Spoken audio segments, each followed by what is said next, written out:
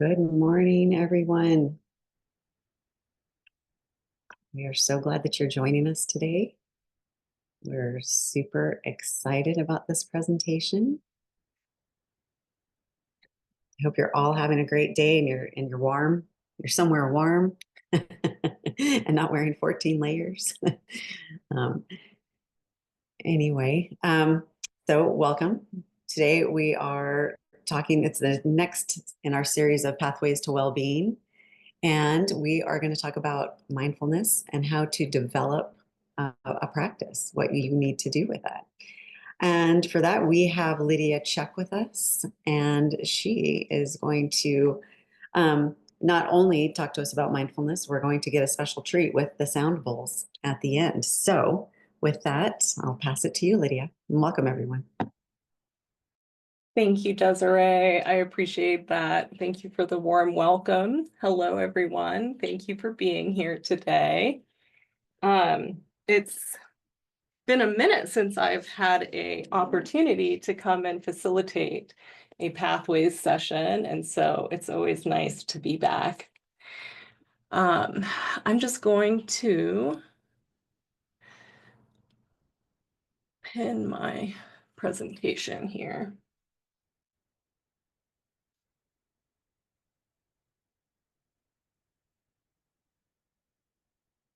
And so we've had the opportunity to practice together quite a bit in terms of sound therapy over the years. I've been playing sound meditations for everyone since about 2021. It's crazy that that much time has gone on. And so I just wanted to really give name to the value of developing a practice. And when we find something that benefits us, trying to repeat that behavior, right? And just noticing what comes up for us when we intentionally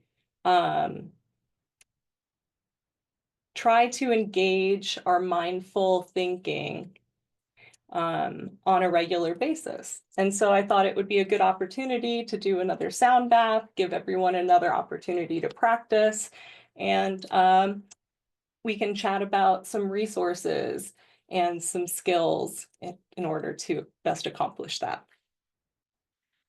So welcome, everyone. So today we're going to be exploring, I want everybody to expect a mix of learning and experiencing and sharing. If you feel comfortable, you're welcome to come off of mute when we have discussion, or just share in chat. I'll make sure I have that up. So if anybody wants to join the discussion, feel free to share your comments. And yeah, you can participate as much or as little as you like. I know that this is your time to enjoy a break. And so if you just want to sit and listen, that's okay too.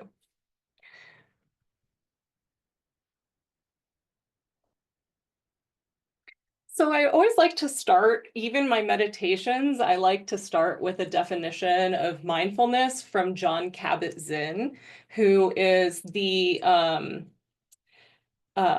he's known as the father of the mindfulness movement in the 20th century. He definitely made it popular in the secular world with his technique, mindfulness-based stress reduction. But he has a wonderful definition that's simple and playful, even. That mindfulness is the awareness. So that's the quality of being aware. It's the awareness that arises through paying attention on purpose without judgment.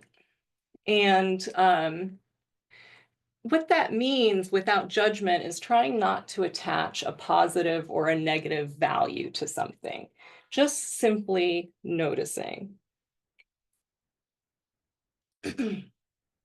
And then sometimes Jon Kabat-Zinn likes to add in service and understanding of and wisdom, in service of self-understanding and wisdom. And so I like that little addition too, because it's bringing voice to the fact that we have some control over our autonomy, our self-determinism. When we're mindful, we can better understand ourselves. So I think it's really important to bust the myth that it's not about having a perfectly still mind. I hear a lot that people say, well, I don't practice meditation because I just can't stop thinking, or I can't quiet my mind. It just doesn't work for me. And so what I say to that is actually, that's great, because it's not about quieting the mind. It's about just noticing. And so if you think about your thoughts as cars on a street, like traffic driving, um, you can be in one of the cars driving down the street in one of those thoughts, or you can be on the side of the road watching the traffic go by. And so mindfulness is just that quality of stepping out of the car and to the street to watch the thoughts go by. So the thoughts are still there, we're still having them. We're just taking a step back and looking at them rather than being enmeshed in them. And so it can be practiced in many ways. Anytime that you're intentionally paying attention to what's happening, whether it be your breath, your movement, brushing your teeth, it could be any simple little task, right? But when we're getting curious, paying attention and noticing what comes up, that's being mindful. A cool little history of mindfulness is that it's rooted in ancient Buddhist tradition. And so it really is where science and tradition meet. It's been practiced for centuries, and it was only introduced to the West in the 20th century by teachers like the Dalai Lama. And then John Kabat-Zinn popularized it in the Western world with mindfulness-based stress reduction. And now it's commonly used. There's a lot of research to back it. And I just think it's a really beautiful example of where our holistic wellness can overlap, right? That cultural ancient tradition meeting science and uh, daily life practice, right? Bringing that into the daily life. So I'm sure many of you already know this, but I like to just touch on the benefits of mindfulness. Um, Not only does it help us understand ourselves better, it helps us bring ourselves into the present moment. So if we're ruminating about the past, we're worrying about the future, it can help us be present. And the way that mindfulness works is we have a part of our brain known as the default mode network. And the default mode network is the part of our mind that's always problem solving, anticipating events, ruminating about the past. It's trying to figure out all of the solutions to all our problems. And it's called the default mode because it kicks on when we are in a state of non-activity, right? So when we aren't paying attention to what's happening around us, that's when our default mode kicks on and starts working on our problems for us. It's a really wonderful evolutionary advantage to have that part of our mind, but there are times where it can feel distressing to always be in that default mode. And so we can use mindfulness as a tool to bring ourselves out of that thought stream of problem solving and focus in the present. And that quality of shifting from the default mode network, where we're often also activated by our sympathetic nervous system, right? So when we shift out of the default mode network and become mindfully aware in the present, we also shift from our sympathetic nervous system into our parasympathetic nervous system.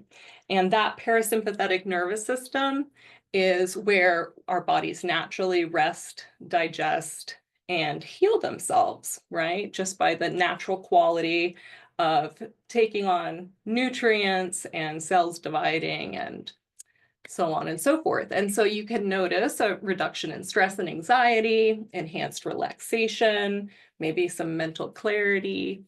And then sound therapy can supercharge our mindfulness practice because the sound acts as a tool that actually anchors our mind to the present moment. And so for some of us, myself included, who have a hard time staying present with a stream of thought, we can externalize our mindfulness by paying attention to stimuli that's outside of our body, like sound, or for me, the sound of my breath is more helpful, right? And so that's how sound therapy comes into the equation. It uses the vibrations of percussion instruments, essentially, to calm the nervous system by promoting deep relaxation and mental clarity. And it actually shifts our brain state into that meditative state by helping us be present with sound. So shifting from that default mode network to our present mind. And I just wanted to pause there and ask, who here has experienced when they are practicing that mental shift of feeling yourself go from the busy monkey mind into that more calm state? And how do you know that that's happened?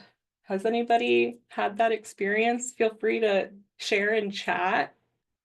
Um, but yeah, something to think about. It's good to be able to notice when it's happening, so that we can enhance that practice.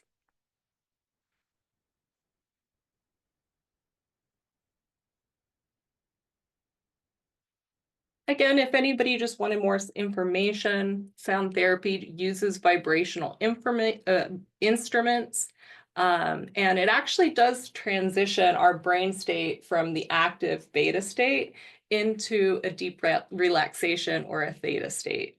I believe that sound therapy is most beneficial when combined with mindfulness, and we are intentionally being aware of the sound.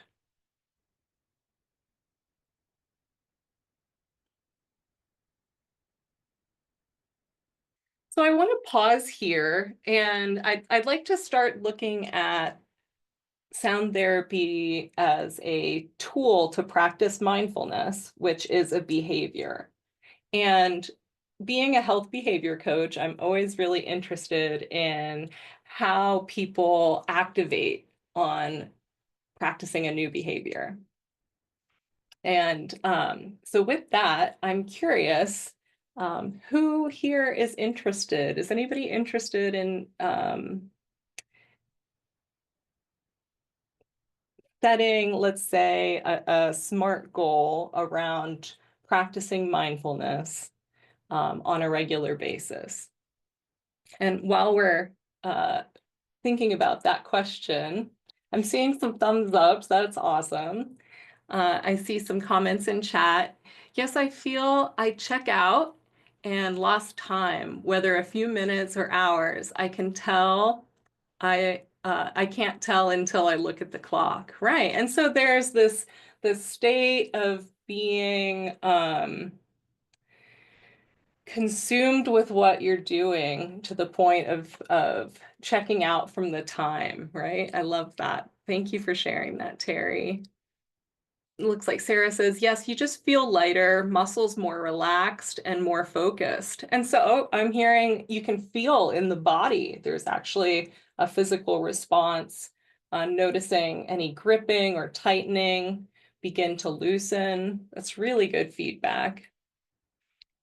Um, and so thank you for sharing those comments about how you know when you're being mindful and what that feels like in the body. I know that there are a lot of barriers to consistently activating on a behavior. And so, a few things that have helped me develop my mindfulness practice. When I was first getting started, I actually took the Mind, Body, Spirit class at the university, and they prompted us or challenged us to start a mindfulness practice. And they gave us a few key tips. One is give yourself a place to practice it. And so that the idea of attaching the behavior to a special place. And it doesn't have to be extravagant. It certainly doesn't have to be a sound therapy room. It could just be your favorite chair, right? Or a chair that you don't normally sit in, but is at a really beautiful window, right? But the idea of giving yourself a sacred space where you're going to intentionally practice mindfulness. And so when you enter that space, you start to associate the behavior with your environment, and it's easier to activate on it. And so maybe ask yourself, where is your mindfulness place?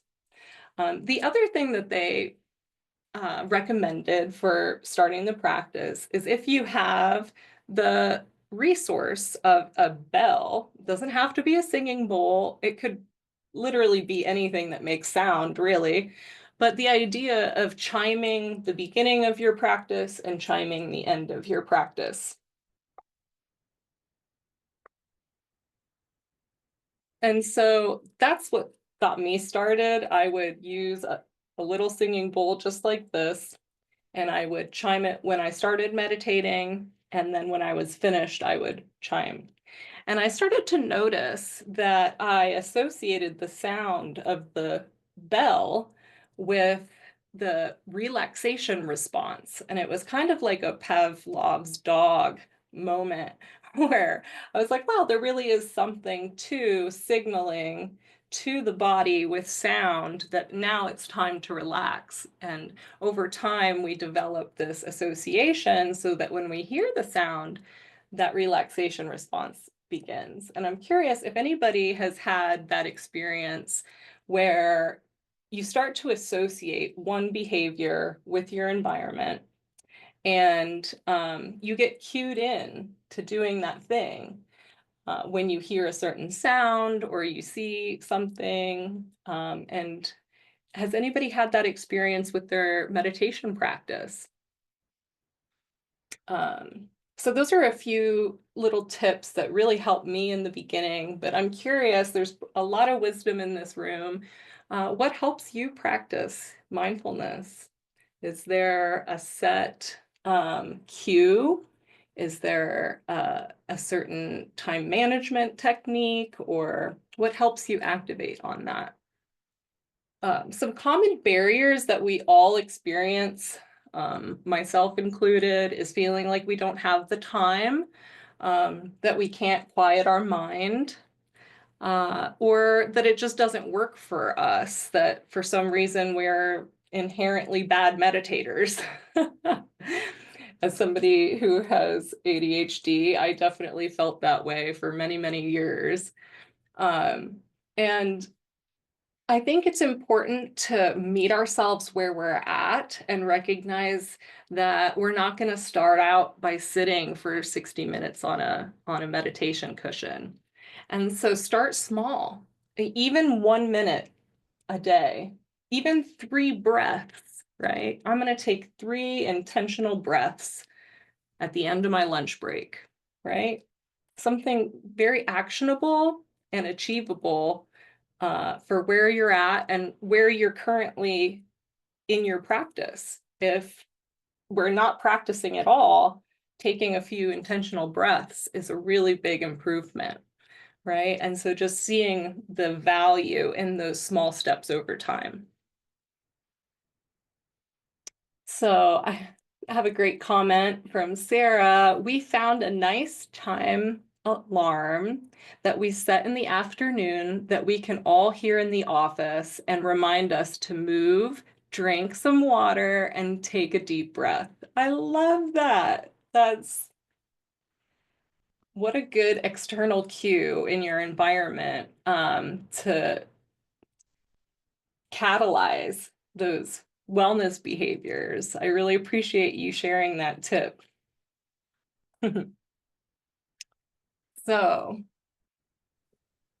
yeah, if you feel like we already chatted about the can't quiet our mind piece, and just remember that there's many ways to practice. So find a way that works for you. If you prefer, or if the sound therapy isn't your thing, that's okay. There's so many other ways to practice. Perhaps a mindful walk might be more your cup of tea. Hey there, welcome. Thanks for joining Hi. us. Hey, it's my name's Steve. I'm out in eastern Montana, but I was just Awesome. gonna chime in if I may. Of course, I love it. Thanks, Steve. So yeah, so a number of years ago, I took a mindfulness class, and it was kind of a mindfulness stress reduction class. So I'm somewhat aware of mindfulness. I don't think I practice it near enough, but one of the things I recall from the class was to try to get rid of your monkey mind and with all the stuff buzzing around in your head. And that's one of the issues that I have, sometimes waking up at 1, 2 o'clock in the morning and thinking about all this stuff that you can do nothing about, especially at 1 or 2 o'clock in the morning. And to try to incorporate more mindfulness into that time of night or morning is what I would like to learn how to do. Thanks. Yeah, Steve, thank you so much for joining and for sharing that vulnerable piece about your own mindfulness practice. I really do appreciate the willingness to share. And you highlighted such a beautiful example of the monkey mind, right? The default mode network at work. Uh, a lot of us experience overactive default mode network when we put our head on the pillow at night, right? Because that's the ultimate um, doing nothing, right? Resting state. We, our conscious mind says, okay, it's time to rest. I'm going to lay down. And then the default mode network kicks in and says, wait, now it's my time to shine. I'm going to process all this information in the background while you're sleep, while you're trying to sleep, right? And so in my experience with my default mode network activity at night is the more I try to fight it, the more inflamed it feels. Um, and so what I try to do is take on a perspective of curiosity and just step back and just notice the thoughts. And if I can't stop the stream of thoughts by focusing on the sensations of my breath, then that's okay. It's not the goal. We can just step back and notice the stream of thoughts. Like, oh, isn't that curious? I'm having this thought about what I'm going to pack for lunch tomorrow. Or I'm now all of a sudden here comes a thought about getting to work on time, right?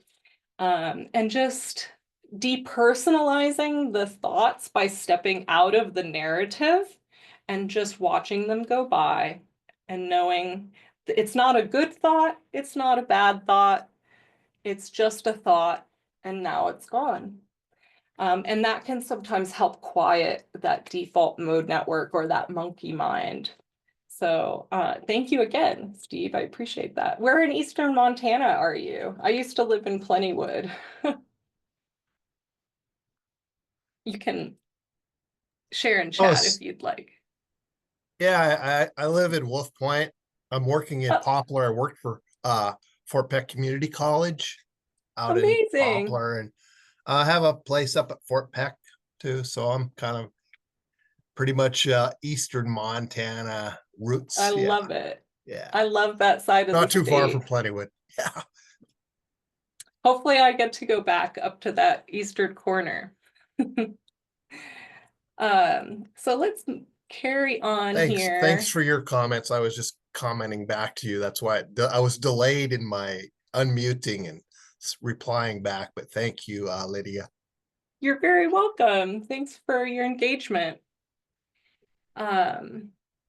So some possible solutions for overcoming barriers. If you're not sure what to practice or for how long, you can check out our catalog of self-care breaks. We have a variety of different guided videos, including some of my sound therapy.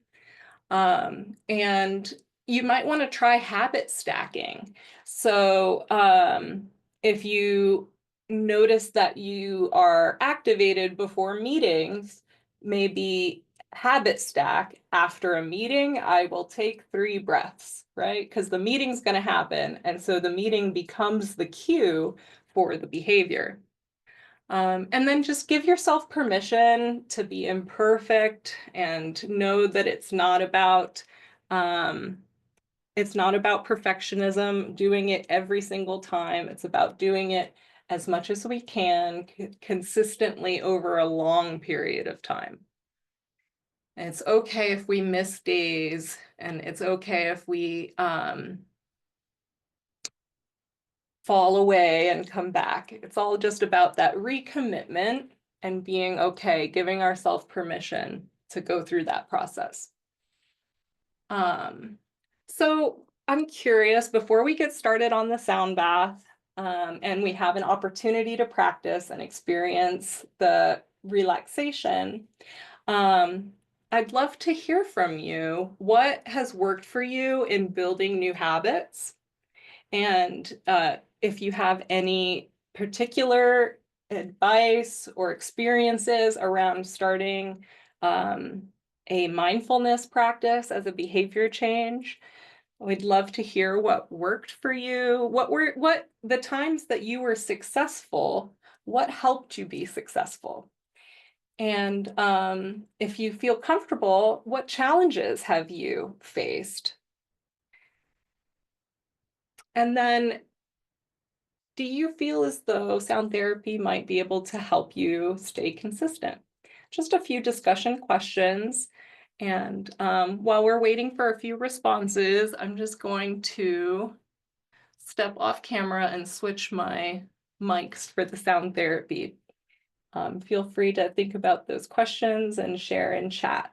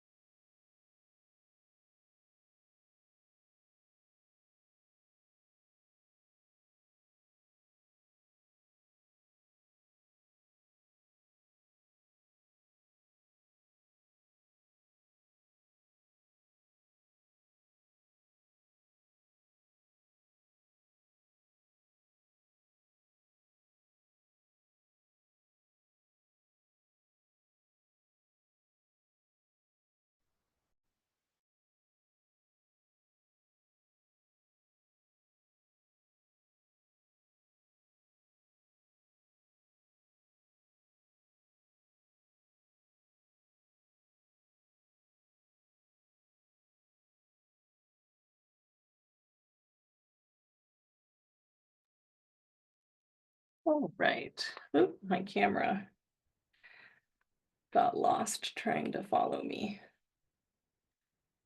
Sorry about that, guys. Here we are. Okay, so now we're moving more into experience mode. Thank you again for your thoughts about mindfulness. I'd like everyone to prepare for the sound meditation if you aren't already. Oh, thank you very much. I appreciate that. And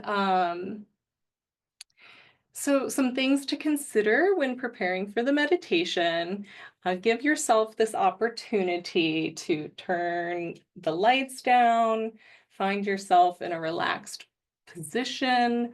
I highly recommend using headphones for the best listening experience, and consider closing your eyes. I'll lead a little guided session, and then we'll just listen to the instruments. So go ahead and let go of any expectation and simply listen, feel, and experience.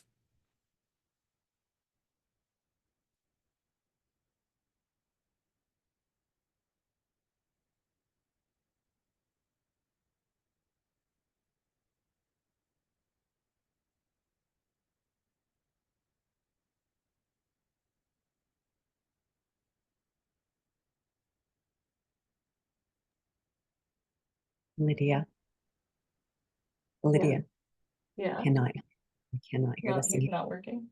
Okay. Hold on 1 second.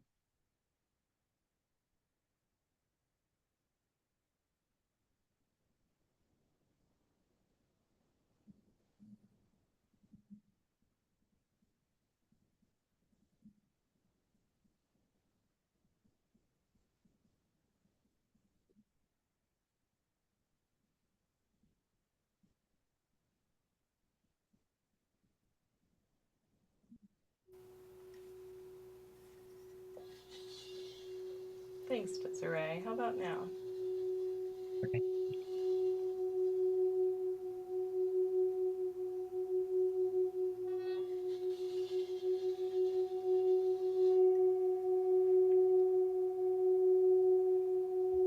Thank you, everyone, for being here. I invite you to come to a place where we meet ourselves where we're at.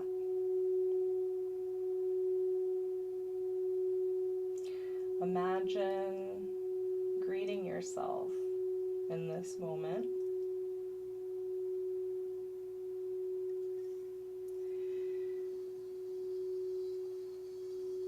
Allowing yourself to just accept things as they are in this moment, wherever we find ourselves. And allow ourselves to be open to a new experience by getting curious, invoking our childlike mind of fascination and wonder as we pay attention in the present moment on purpose, without judgment.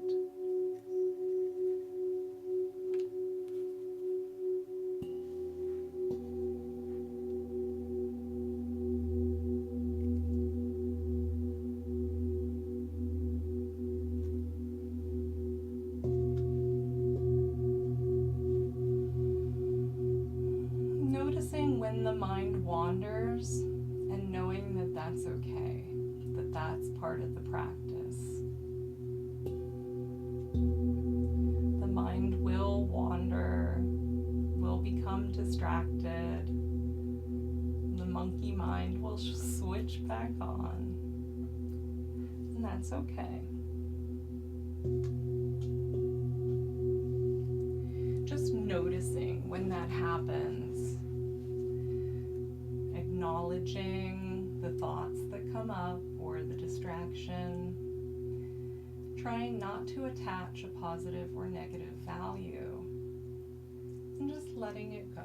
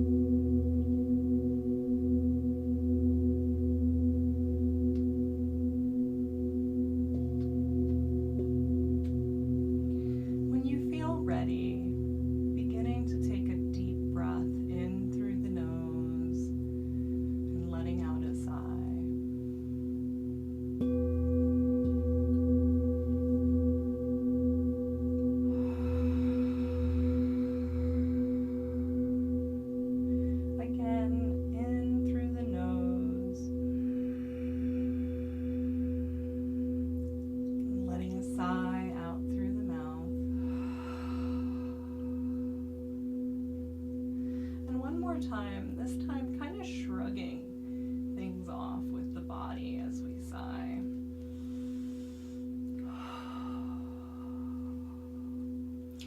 Just moving the body in whatever way feels comfortable. Perhaps rolling this head side to side. Stretching through the arms and the back if we need.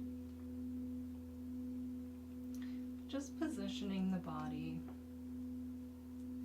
so that we are in our most comfortable. Perhaps allowing the eyes to slowly fall shut if they aren't already, or softening the gaze.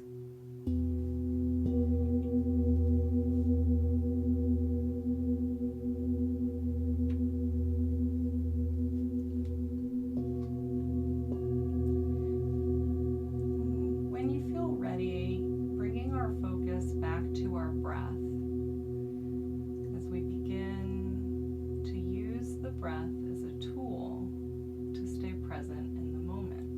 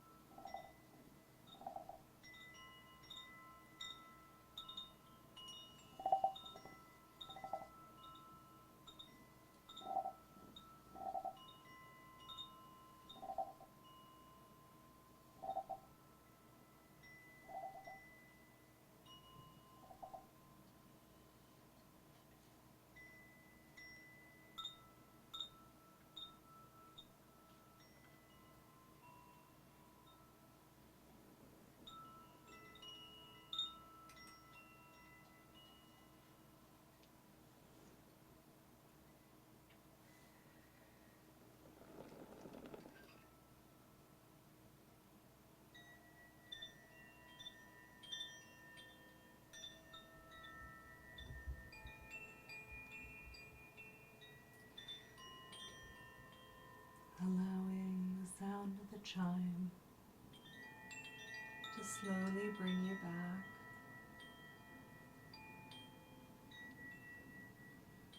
Taking a moment to savor the feeling of relaxation before we go back to our day. Taking a moment to inhale as we soak up this feeling. And exhaling a sigh as we let go of all the things that are no longer serving us, as we step forward feeling renewed. Taking a moment to thank yourself for engaging in self-care today. And thinking of something that we're grateful for as we come forward. Beginning to stretch through the arms and the legs. Perhaps blinking open the eyes. Stretching through the back and the legs. Wiggling fingers and toes. And slowly coming back together again. Taking your time, knowing there's no rush.